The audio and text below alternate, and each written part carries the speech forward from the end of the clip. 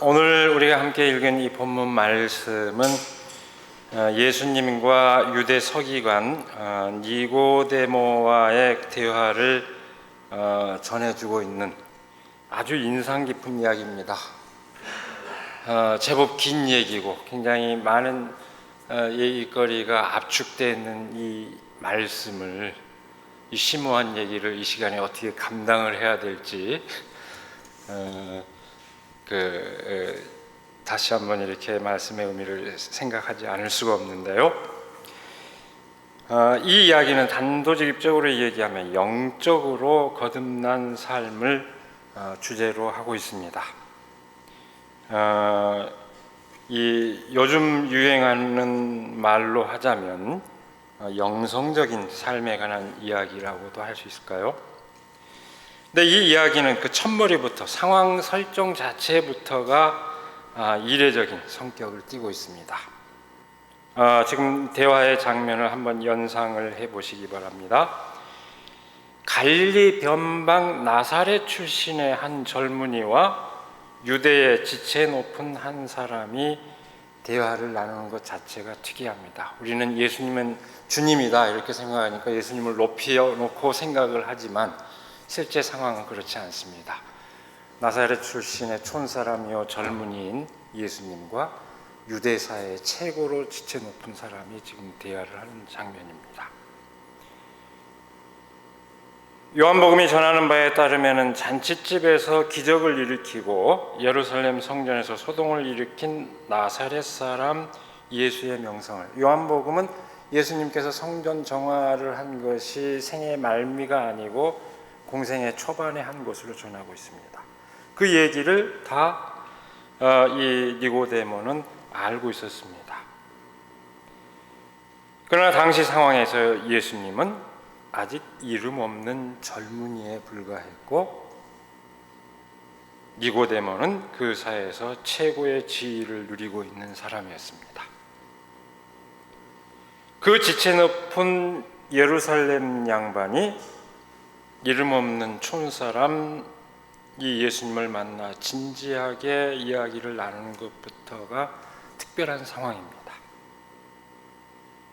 당시 한편의 사람들은 예수를 그렇게 얘기를 했습니다. 요한복음 7장 15절 보면은 예수는 저 배운 것도 없는 사람인데 어떻게 글자를 알지? 이렇게 얘기를 하는 평가도 나옵니다. 그것이 예수에 대한 당시 한편의 세간의 평이었는데,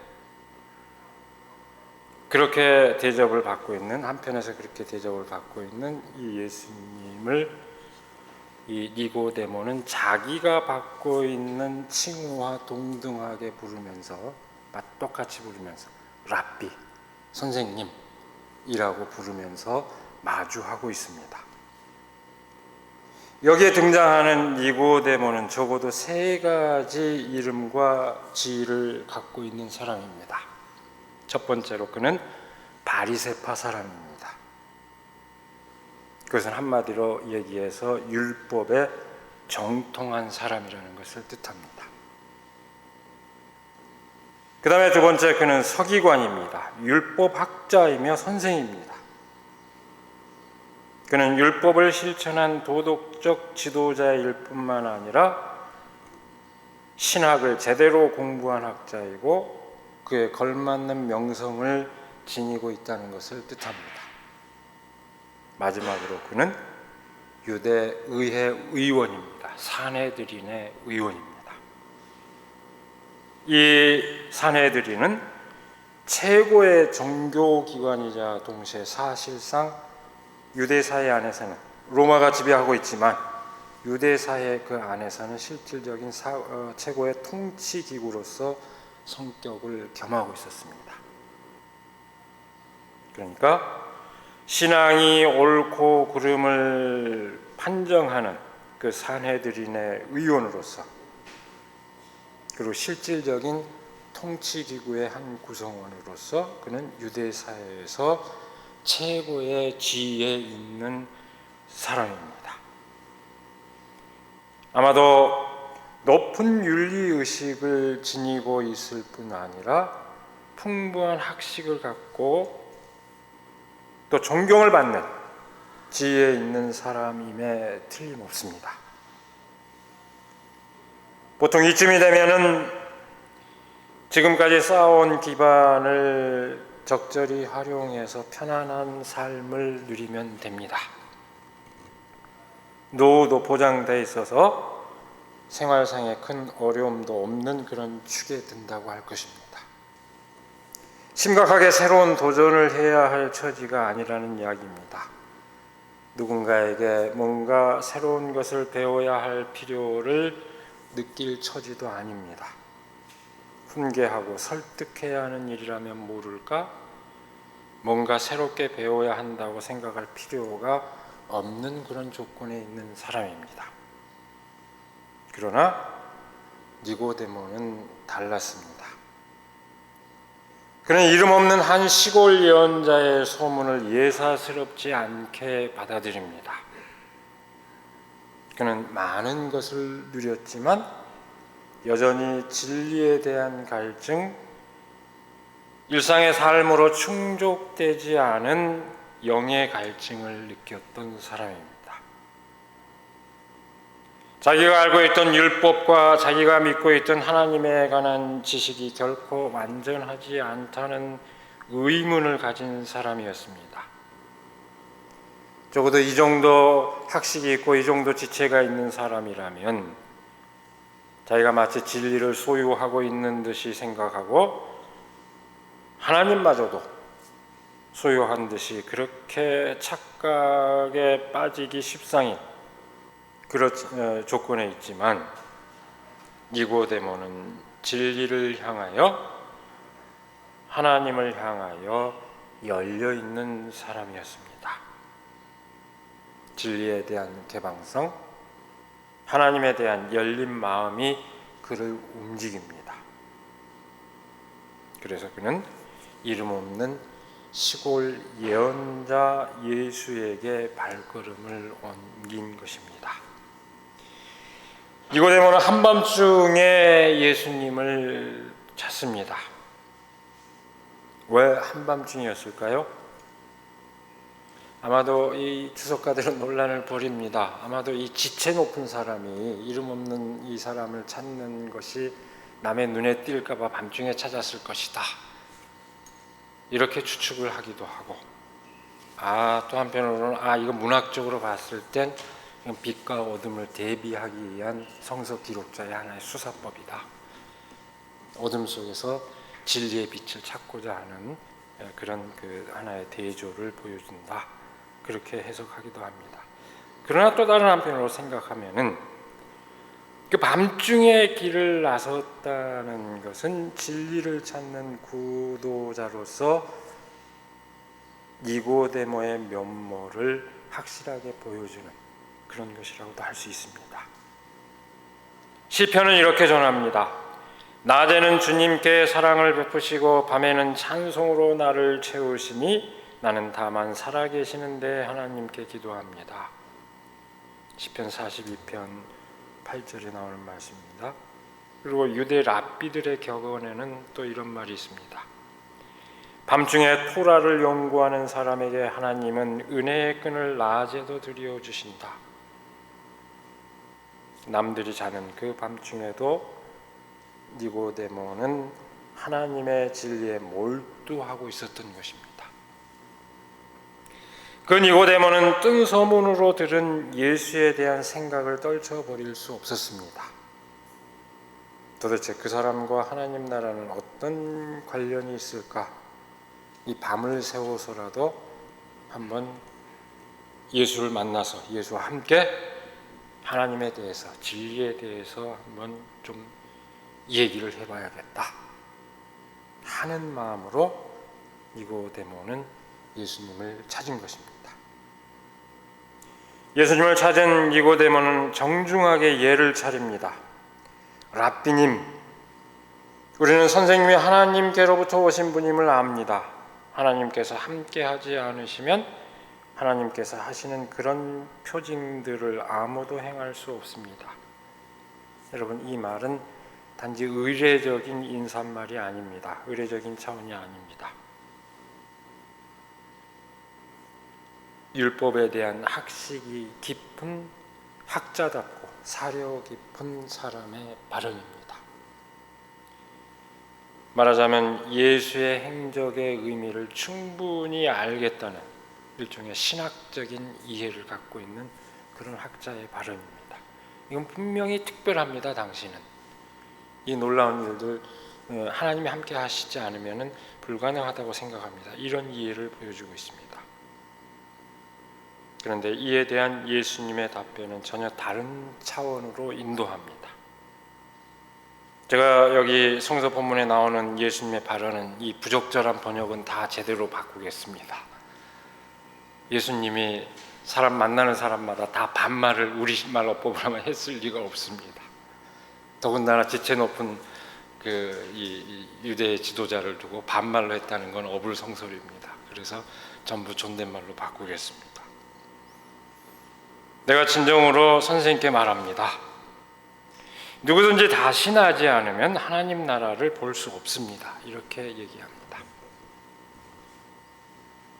여기에서 다시 난다는 말은 직역하자면 위로부터 난다, 하늘로부터 난다 그런 뜻입니다.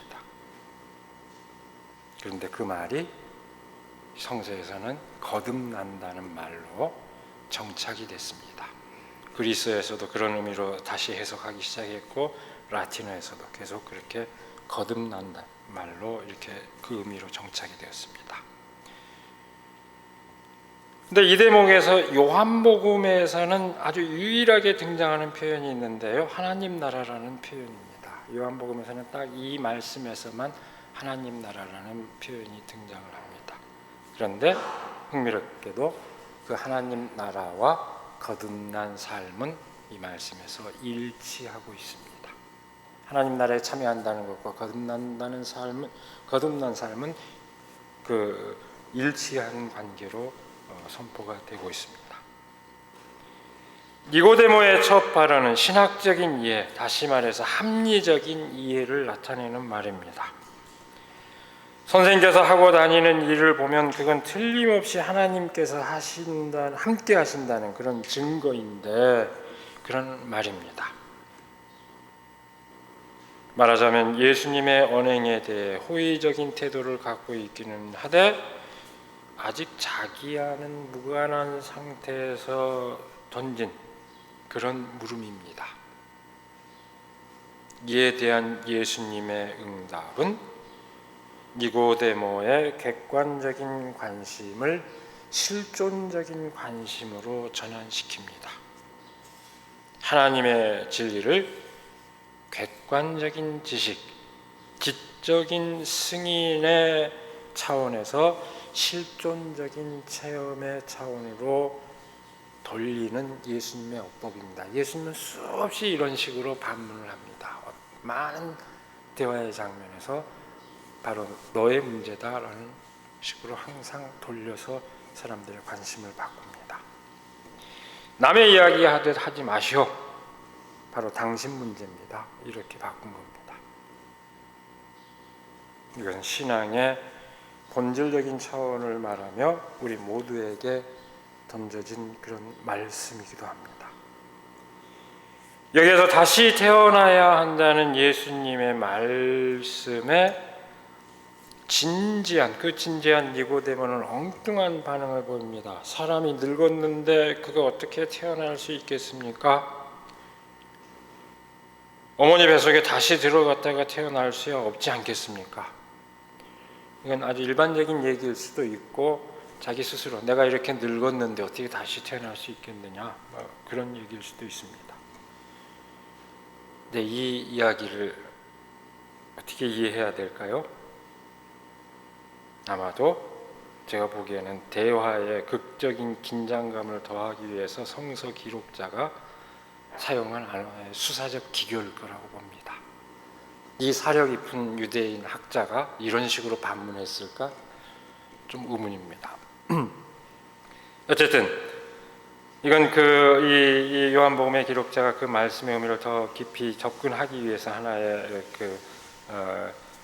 수사적인 그런 기교일 수 있는데 육적인 차원과 영적인 차원을 대비하는 그 예수님의 다음 말씀을 염두에 두고 말하자면 그 대비를 강조하려는 그런 어법인 셈입니다. 예수님이 이렇게 말씀하십니다. 내가 진정으로 말합니다. 누구든지 물과 성령으로 나지 않으면 하나님 나라에 들어갈 수 없습니다. 육으로 난 것은 육이요 영으로 난 것은 영입니다. 사실 니고데모의 엉뚱한 반응은 우리 모든 사람의 상식일 수도 있습니다. 방금 말씀드린 것처럼 니고데모와 같이 학식이 깊은 사람이 그렇게 단순한 반응을 보였을까 싶기는 하지만 어쩌면 요한복음 기록자는 우리들 모두가 던질 수 있는 그 물음을 이런 식으로 표현했을 것입니다. 우리 모두가 지니고 있는 그 상식적인 생각을 이런 식으로 드러낸 것입니다. 바로 육으로 난 것, 그것이 상식적인 세계입니다. 그 세계를 대변합니다. 니고데모가 누리고 있었던 모든 명예와 지위를 함축하는 말이기도 합니다. 그 육으로 난 것은 꼭 악마적이거나 사악한 어떤 것을 말하지는 않습니다. 우리들이 일상적으로 누리고 상식적으로 누리는 모든 것을 말합니다. 이렇게 돌려서 우리 생각해 볼 수 있을까요? 꼭 종교적인 신앙을 또는 우리 그리스도교적인 믿음을 갖고 있지 않아도 많은 사람들은 선한 의지를 갖고 있습니다. 그래서 저마다 이 세상을 변화시키기 위해서, 인간을 변화시키기 위해서 대안을 생각하고 추구합니다. 그래서 사회적 혁명과 개혁을 추구하고 교육을 하고 자아개발 훈련을 합니다. 또한 요새 유행하듯이 일종의 프로그램화된 영성 훈련을 하기도 합니다. 영성 개발 훈련을 하기도 합니다. 그럼에도 불구하고 인간 사회는 버리고 싶은 흔적들이 쉽사리 사라지지 않습니다. 이거 없어졌으면 좋겠다고 생각하는 것이 쉽사리 사라지지 않습니다. 예를 들어서 정권을 교체했는데도 또다시 이전과 다르지 않은 현상이 반복됩니다. 요즘 우리가 많이 느끼고 있는 그런 상황이죠. 새로운 공동체를 일구었는데도 저 사람 꼭 보고 싶지 않았는데 하는 사람을 또다시 만날 수 있습니다. 또는 그런 유형의 사람을 또다시 피하고 싶은 유형의 사람을 또다시 만날 수도 있습니다. 직장을 바꿔봤는데도 이놈의 직장 못해 먹겠다. 직장을 바꿔봤는데도 고단하고 짜증스럽기는 마찬가지입니다. 깊은 영성 훈련을 했다고 하고 그 훈련을 하는 동안에 너무 마음이 뿌듯했는데 다시 일상으로 돌아오면 심드렁해집니다. 육으로 난 것은 육이요 하는 것은 바로 그 한계를 말합니다. 예수님께서는 그 한계를 뛰어넘어 영으로 거듭날 것을 말하고 있습니다. 이것은 진정한 의미에서 이성을 초월한 종교적 차원을 말합니다. 맹목적으로 이성을 불신하는 비이성적인 차원을 말하는 것이 아니라 우리가 지금 알고 있고 해명 가능한 상식을 뛰어넘는 어떤 초월적인 차원을 말하는 것입니다. 그게 뭘까? 도대체 어떤 경지일까? 우리는 의문을 품지 않을 수 없습니다. 예수님께서도 그 의문을 간파하고 계셨습니다.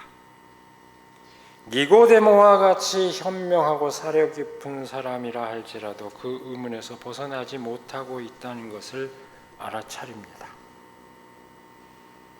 율법을 성실히 지키는 윤리적인 생활로, 해박한 신학적 지식으로, 그리고 거기서 얻은 결론을 증명이라도 하듯이 모범적이고 고상한 삶 자체로 그 답을 찾았다고 생각할지 모르지만 영으로 난 것은 그 이상을 의미한다고 하며 그 의문에 대한 해답의 실마리를 예수님께서는 던집니다. 그 해답의 실마리가 뭘까요? 오늘 본문에 나오는 바람의 비유입니다. 여러분이 다시 태어나야 한다고 내가 말한 것을 여러분은 이상히 여기지 마십시오. 바람은 불고 싶은 대로 붑니다. 당신은 그 소리는 듣지만 어디에서 와서 어디로 가는지는 모릅니다. 성령으로 태어난 사람은 다 이와 같습니다. 바람 같은 얘기죠, 정말. 지금도 바람이 이렇게 들어오고 밖을 보면은 살랑살랑하는 바람이 움직이는 것을 우리가 눈으로 감지를 하고 있습니다. 바람과 같은 얘기입니다. 네, 여러분, 이 바람과 영은 다 같은 말입니다. 그리스 푸뉴마, 히브리어 루아흐, 이것은 바람이나 영, 어떻게 해석해도 문맥에 따라서 그렇게 해석이 가능한 개념입니다. 우리말의 숨, 성경에는 숨으로 번역한 데도 있죠. 또는 기로 번역을 해도 됩니다. 그래서 아예 그 문동환 목사님은, 문익환 목사님의 동생 문동환 목사님은 그걸 기화, 수은 최재호 선생이 얘기하는 지기, 하나님을 지기로 이해를 하고 그 온 우주를 감싸고 있는 그 온 생명을 통해서 우리의 생명이 지속하는 되는 그 상태를 기화다 이렇게 얘기를 하고 있습니다. 아주 우리말 개념으로 이 영적인 삶을 표현하는 가장 적절한 개념이라고 얘기할 수 있습니다. 이렇게 얘기하면 어려워지죠. 그래서 여러분 바람의 비유를 상상해 보시기 바랍니다. 음미해 보시기 바랍니다. 바람과 숨에 잡히는 실체가 있습니까? 바람은 어디서 불어와서 어디로 가는지 모릅니다. 잡으려 해도 잡히지 않고 보려 해도 보이지 않습니다. 그러나 바람은 분명히 작용하고 있습니다. 그리고 분명히 알 수 있습니다. 살갗을 살짝 스치는 기운으로 느낄 수도 있고 지금도 나뭇잎이 흔들흔들 하는 걸 다 볼 수 감지할 수 있죠. 때로는 뼛속까지 파고드는 듯 시리게 느껴지기도 합니다. 꽃잎을 살랑살랑 떨게 만드는 미풍으로도 또는 정반대로 뿌리 깊은 나무와 이 건물마저도 송두리째 뽑아 흔드는 폭풍으로도 다가옵니다. 잡으려 하면 잡히지 않고 보려 해도 보이지 않지만 천지를 뒤흔드는 힘으로 생명을 살리기도 하고 죽이기도 합니다. 그러면 현대 과학으로 바람을 해명하는 일은 아주 간단한 일일 겁니다. 기압의 차이로 설명하고 다 간단한 일일지 모르지만 그 현상이 과학적으로 해명되지 않았던 시절 사람들, 그 시절 사람들에게 성령을 이해하는데 이보다 더 기가 막힌 비유는 없었을 것입니다. 하나님의 기운을 이해하는데 이보다 딱 떨어지는 그런 비유는 없었을 것입니다. 예수님께서 그렇게 지금 답을 하고 계십니다. 온 우주의 기운을 느끼는 그 삶을 살지 않고서는 안 된다는 것을 일깨워 주신 겁니다.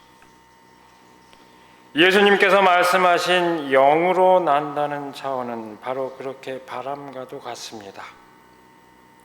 사람들은 진리를 터득하고 있다고 생각하고 인생의 도를 알고 있다고 생각하지만 영적인 세계를 추구하는 사람은 진리의 세계가 그런 식으로 붙잡히지 않는다는 것을 압니다. 바람을 바구니에 담는다고, 상자에 담는다고 담아집니까? 이것이 진리다. 이것이 영적인 세계다. 그렇게 말할 수 있는 것은 이미 진리가 아니고 이미 영이 아니라는 것을 알아야 합니다. 그러나 진리를 추구하고 영적인 거듭남을 추구하는 사람은 무슨 헛개비를 바라는 것은 결코 아닙니다. 분명히 우리의 삶을 좌우하는 그 어떤 힘을 바라고 우리의 삶을 거기에 내맡기는 것입니다. 하나님께 자신의 삶을 열어놓고 맡기는 것입니다. 그것이 영으로 거듭나려는 사람의 진실한 삶의 태도입니다. 바람처럼 거침없이 사는 삶, 그것이 거듭난 사람의 삶입니다. 근데 유감스럽게도 제가 보기에 대부분의 종교인들은 이런 삶과 거의 상관이 없습니다. 바람처럼 살지 않습니다. 오히려 꽉 꼼짝달싹하는 바위처럼도 긍정적인 의미를 가지죠. 꽉 굳은 삶이 더 많습니다. 네, 니고데모와 예수님의 긴장감 더해지는 그 대화는 계속됩니다. 어떻게 이런 일이 있을 수 있습니까? 니고데모가 묻습니다. 여기에 대해서 예수님은 답합니다. 당신이 이스라엘의 선생이면서 이런 것도 알지 못합니까? 예수님은 자신이 바로 그 증거라는 뜻의 그 말씀을 정확하게 펼칩니다. 나를 보고도 모르겠습니까? 하나님께서 나와 함께 하신다는 사실을 그걸 인정하면서도 나의 이 삶이 당신과는 무관한 것처럼 그렇게 바라보기만 할 겁니까? 내 얘기를 소문도 들었고 아신다면서요. 그러면 이 삶이 바로 그런 삶입니다 하는 얘기입니다. 그리고 당신하고는 무관하지 않습니다. 당신이 갖고 있는 그 물음과 무관하지 않습니다. 이렇게 얘기하는 셈입니다. 네, 이 대화 장면 이후에 니고데모의 존재는 이 이야기에서 더 이상 등장하지 않습니다. 그리고 예수님의 얘기도 당신, 너라는 단수에서 갑자기 복수로 바뀌어버립니다. 거기에 있는 사람들, 너희, 여러분 이렇게 바뀝니다. 이 사실은 니고데모 한 사람을 향한 말씀이 아니라 상식적인 세계에 안주해 있는 모든 사람을 향한 말씀으로 전환되었다는 것을 보여줍니다. 그러나 요한복음에서는 니고데모가 다시 등장합니다. 언제일까요? 예수님께서 무덤에 장사 지내는 그 순간에 다시 니고데모가 등장합니다. 장례를 치르기 위해서 향료를 가져온 주인공으로. 그만큼 유혹했고 그걸 제공할 만한 재력이 있었다는 걸 뜻합니다. 그러면서 동시에 이 이야기는 요한복음은 니고데모가 예수님의 제자가 되었다는 것을 그렇게 표현해주고 있습니다. 어쨌든 이 이야기 장면에서는 더 이상 등장하지 않습니다. 여러분, 밀도 높은 대화 장면이 아주 압축적으로 재현되어 있는 이 이야기는 거듭난 삶과 영원한 삶이 곧 하나님 나라에 참여하는 삶이라는 것을 말하고 있습니다. 줄여 말하면 그렇게 됩니다. 이미 본문 맥락을 따라서 우리가 얘기를 했기 때문에 이제 이 시간에 더 길게 얘기를 할 수 없고 이야기를 줄일 수밖에 없습니다만, 여러분 오늘 말씀의 의미를 잘 새겨야 될 겁니다. 거듭난 삶이 육체적으로 다시 태어난다는 것을 뜻하지 않듯이 영원한 삶, 다시 말해서 영생 또한 개별적인 육체의 무한성을 뜻하는 것은 아닙니다. 기독교 많이 착각해요. 거듭나는 게 다시 어머니 뱃속에 들어갔다 나오는 게 아니라는 것은 상식적으로 이해하면서도 영생은 내 몸이 이대로 영생할 거라고 혼동을 합니다. 같은 차원입니다. 그게 아니듯이 영생도 이 개별적인 육체가 그대로 존속한다는 뜻이 아닙니다. 그러나 정반대로 그것은 육체적인 삶 자체를 떠나서 영의 세계 또는 저 세상으로 비약하는 것도 아닙니다. 그것은 우리의 물질적이고 육체적인 삶 자체가 거듭난 삶이어야 한다는 것을 뜻합니다. 바로 그 삶이 영혼을 구현한, 영원한 그 진실을 구현하는 그런 삶이어야 한다는 것입니다.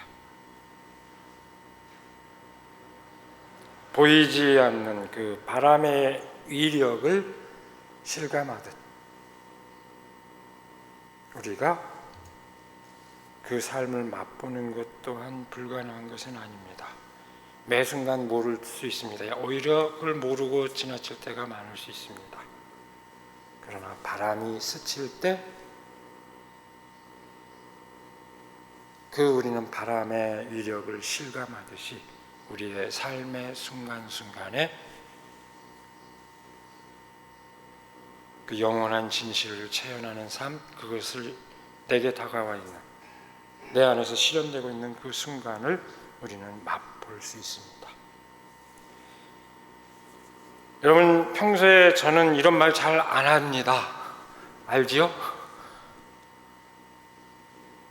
영이나 영성이라는 말을 자주 하는 편이 아닙니다. 왜 그럴까요? 그 말 자체가 오염됐다고 생각하기 때문입니다. 그 말을 하는 사람 치고 그런 사람 별로 못 봤습니다. 도사연 하는 사람 저 별로 신뢰하지 않습니다.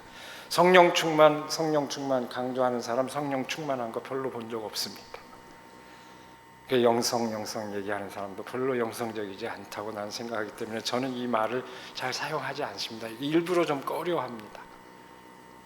제가 동료들과 더불어서 사회적 영성이라는, 어쩔 수 없이 사회적이라는 말을 붙여서 그런 책을 같이 공조로 쓰기도 했지만, 기본적으로 이 영성의 차원이라고 하는 것은 말로서보다는 삶으로서 보여주는 것이어야 한다고 저는 믿고 있습니다. 그렇기 때문에 말로 발설해버리는 순간 오염된다고 생각을 합니다. 그래서 웬만하면 그 말은 잘 하지 않습니다. 정말로 영적으로 거듭나고 영적으로 소통하는 삶, 그 삶을 지향하는 것이 마땅합니다. 말이 아니라 삶입니다. 오늘 본문 말씀은 바로 그런 의미에서 그리스도인됨의 의미, 그 참뜻을 일깨워줍니다. 그리스도인은 영으로 다시 태어나기를 갈망하는 사람들입니다. 우리는 여러 가지 방식으로 선한 동기를 키우고 펼칠 수 있지만 모든 것에 더하여, 아니 그 모든 것의 한계를 뛰어넘어 진정으로 영으로 거듭나기를 갈망하는, 하늘의 뜻과 소통하기를 갈망하는 예수 그리스도의 제자들입니다. 우리가 아까운 시간과 정성을 바쳐서 구별된 공동체를 이루고 예배를 드리는 그 수고를 아끼지 않은 참뜻이 바로 여기에 있습니다. 세상의 상식적인 방법, 육적인 차원에서 어떤 일을 계획할 것 같으면 우리는 굳이 번거롭게 이 길을 택할 필요가 없습니다. 더 효율적인 방법이 많습니다.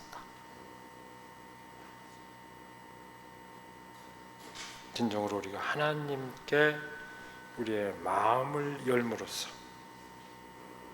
바람과 같이 거침없는 삶의 소망을 우리는 이루기 위해서 언제나 겸허한 마음으로 그 하나님께 마음을 열고 거침없는 그 삶을, 그 어떤 것으로부터도 자유로운 그 삶을 누리기 위해서 우리는 이렇게 끊임없이 우리 스스로를 훈련하고 예배하는 것입니다.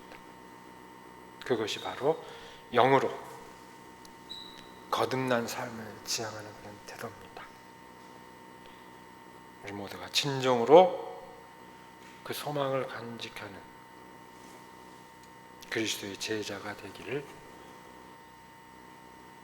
우리가 일상의 순간에서 미처 못 느낀다고 생각하지만 어느 순간 그 삶을 우리 스스로 맛봄으로써 우리가 그 실체를 경험할 수 있게 되기를, 그래서 삶을 정말 새롭게 살아갈 수 있게 되기를 시간에 간절히 기원합니다. 기도하겠습니다. 우리에게 귀한 삶을 허락하여 주시고 그 일상적인 삶 한복판에서 끊임없이 영원을 갈망하는 또 귀한 영을 우리에게 허락하여 주셔서 하늘과 소통하고 하나님과 마음이 통하는 그 삶을 지향하게 하여 주심을 감사드립니다. 이 온 우주의 그 생명의 기운을 우리가 한 사람 한 사람 실감하게 하여 주시고, 그것을 실감하는 삶이 어떻게 표현되어야 하는지 끊임없이 그 삶의 방법을 찾아 나설 수 있도록 인도하여 주심을 감사드립니다. 지금까지 경험하고 지금까지 알고 있는 세계에 갇히지 아니하고 끊임없이 우리를 궁극적인 그 진리의 세계, 영의 세계를 향하여 우리 스스로를 열어놓고 나아갈 수 있도록 하나님 인도하여 주시옵소서. 거기서 진정한 깨달음의 삶, 진정으로 평화로운 삶을 이룰 수 있도록 하나님 함께하여 주시옵소서. 우리 주 예수 그리스도의 이름으로 기도드리옵나이다. 아멘.